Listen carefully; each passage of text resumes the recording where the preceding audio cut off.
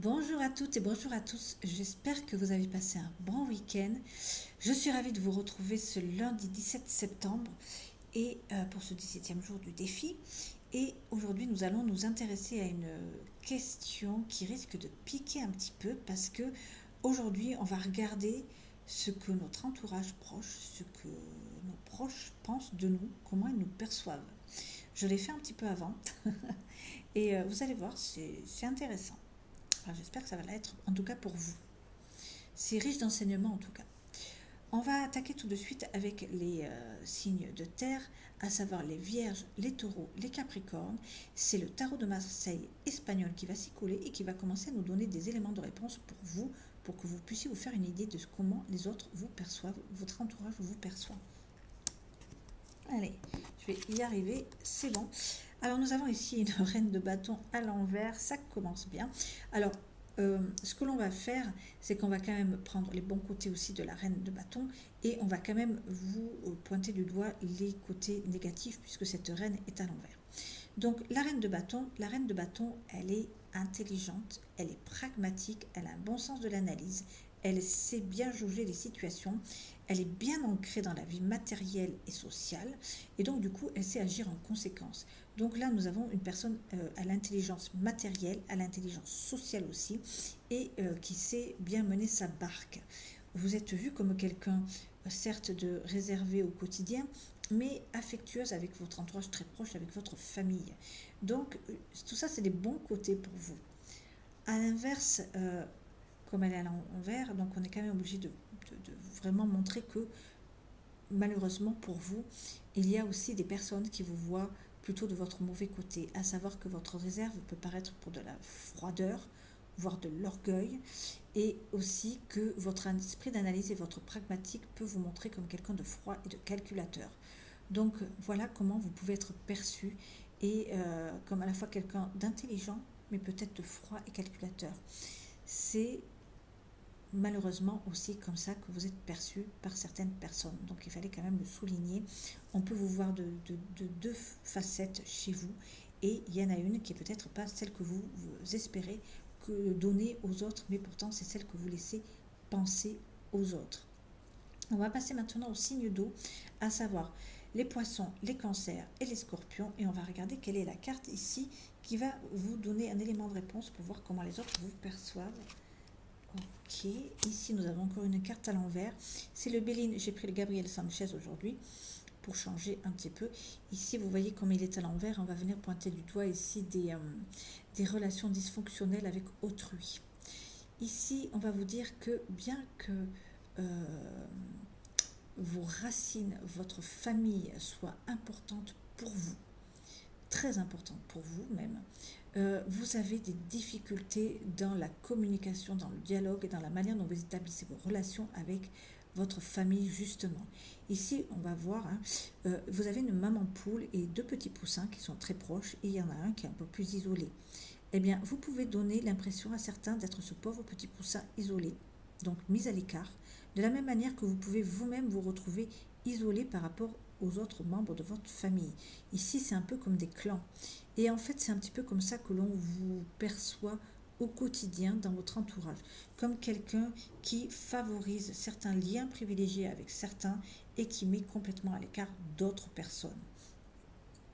Ça peut être comme ça que vous êtes vu dans votre famille, au niveau de vos amis, mais aussi au niveau de votre entourage professionnel.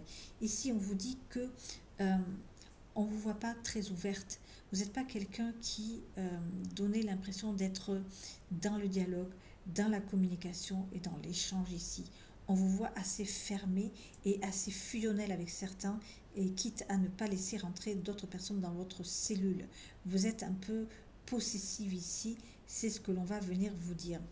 Pour un petit exemple, même au sein d'une famille que vous avez créée avec un conjoint ou une conjointe, peu importe, vous avez des enfants, au sein de votre famille, vous pouvez aussi faire des clans, c'est-à-dire que vous pouvez privilégier des rapports rien qu'avec vos enfants ou avec un seul de vos enfants et votre mari et les autres enfants vont se sentir isolés par rapport aux liens que vous allez privilégier avec une certaine personne ici. C'est de ça dont il est question ici. Vous êtes perçu comme quelqu'un qui fait des préférences et du coup vous êtes quelqu'un qui est divisé puisque vous faites des clans. C'est comme ça que vous êtes perçu, cher ami signe d'eau. Ici, on voit quand même que vous êtes, que la famille est très importante pour vous et que vous aspirez à des relations ici harmonieuses au sein de votre famille, au sein de vos proches. Donc, j'ai envie de dire, essayez d'ouvrir votre cercle et être moins fusionnel avec certains et laisser les autres venir aussi vous approcher. Vous laissez vous approcher par les autres aussi et essayez d'aller vers les autres aussi, faire un pas et être un peu plus communicatif, un peu plus ouvert ici. Voilà le conseil que cette carte peut vous donner parce que vous êtes perçu comme quelqu'un qui crée qui divise en fait. Voilà, qui fait des clans. On va passer maintenant au signe d'air, à savoir les vierges, les verseaux et les balances. Et on va voir comment vous êtes perçus, vous, par votre entourage. Alors, ici, on a un 4 de trèfle. Alors, le 4 de trèfle, c'est une carte qui est intéressante ici. C'est assez particulier, mais c'est très intéressant. Ici, on vous dit que, contrairement à ce que vous pouvez penser, vous êtes bien perçu par les autres, alors que vous croyez ne pas l'être. On a une bonne opinion de vous. On vous estime et on vous respecte. Et d'ailleurs, on est même prêt à vous aider et à vous offrir assistance ici. Sauf que, ici, on sent que vous êtes indépendant. Vous avez un esprit très indépendant et vous êtes un peu orgueilleux, un peu têtu quand même, et vous n'avez pas forcément envie d'aide. Vous n'acceptez pas forcément l'aide parce que vous voulez y arriver par vous-même, seul, esprit d'indépendance. Sauf qu'on l'a vu quand même ces derniers temps, il y a un fardeau qui pèse sur vos épaules. Vous avez un projet où vous avez des ambitions qui sont lourdes à porter et un peu d'assistance, un petit peu d'aide serait la bienvenue pour vous aider à développer, à arriver au bout de ce que vous êtes en train de créer ici parce que clairement c'est fatigant pour vous et c'est dur. Ici vous avez de l'assistance possible pour vous et il est possible que vous ne l'acceptiez pas, que vous ne preniez pas cette aide-là par péché d'orgueil. Donc il est peut-être nécessaire pour vous de regarder votre entourage parce qu'on vous estime plus que ce que vous pensez. Mais justement, vous êtes respecté, vous êtes estimé et vous avez de belles idées et votre projet est probablement intéressant et puisque vous essayez vraiment de le mener jusqu'au bout et qu'il est lourd à porter, donc il y a probablement quelque chose d'intéressant sur vos épaules qui peut-être justement va susciter la jalousie et on va peut-être essayer de vous doubler au passage. Donc ici on vous dit oui, il y a de l'assistance pour vous, mais il va falloir faire preuve d'un peu plus de perspicacité puisque apparemment vous ne voyez pas qu'on respecte la personne que vous êtes et justement peut-être que vous accordez une confiance qui n'est pas justifiée à d'autres personnes qui risqueraient de vous doubler. Donc peut-être que dans cet état d'esprit, effectivement, pour le moment, tant que vous n'avez vraiment pas fait la part de ce qui est des bons et des mauvais conseils pour vous, ou de bon entourage, ou de l'entourage un peu intéressé qui gravite autour de vous, peut-être que pour le moment, il est nécessaire encore un petit peu d'avancer tout seul. Mais il serait bien de dénouer les vrais du faux ici pour pouvoir avancer mieux. Voilà ce que l'on peut vous dire ici. On va passer maintenant aux signes de feu, à savoir les lions, les béliers et les sagittaires, et on va voir comment les autres vous perçoivent. Ah, ok. Alors là, c'est plutôt une bonne carte. Vous avez l'as d'épée, il est à l'endroit, donc on vous voit comme quelqu'un de juste, comme quelqu'un d'intelligent, de vif, qui sait trancher et prendre les bonnes décisions quand c'est nécessaire, qui ne fait pas dentelle, certes, mais avec vous, on sait que les choses sont justes. On vous perçoit comme quelqu'un de droit, comme quelqu'un avec un bon esprit d'analyse, voire même de très intelligent. Vous faites autorité. Quand vous dites quelque chose, on vous écoute parce qu'on vous respecte, parce qu'on sait que vous êtes quelqu'un d'intelligent et qui savait prendre les bonnes décisions et des décisions justes.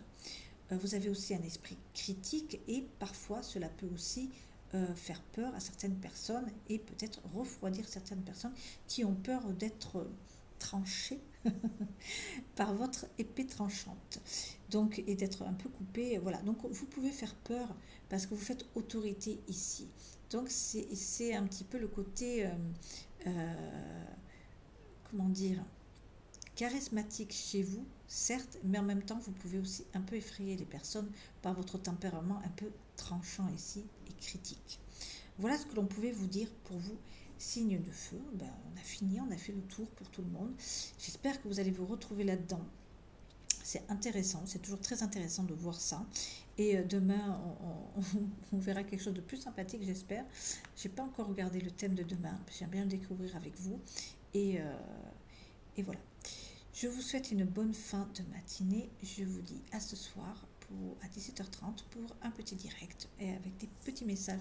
Non, je crois que ce soir, on regardera un petit peu ce qui nous attend cette semaine. Allez, sans vous spoiler.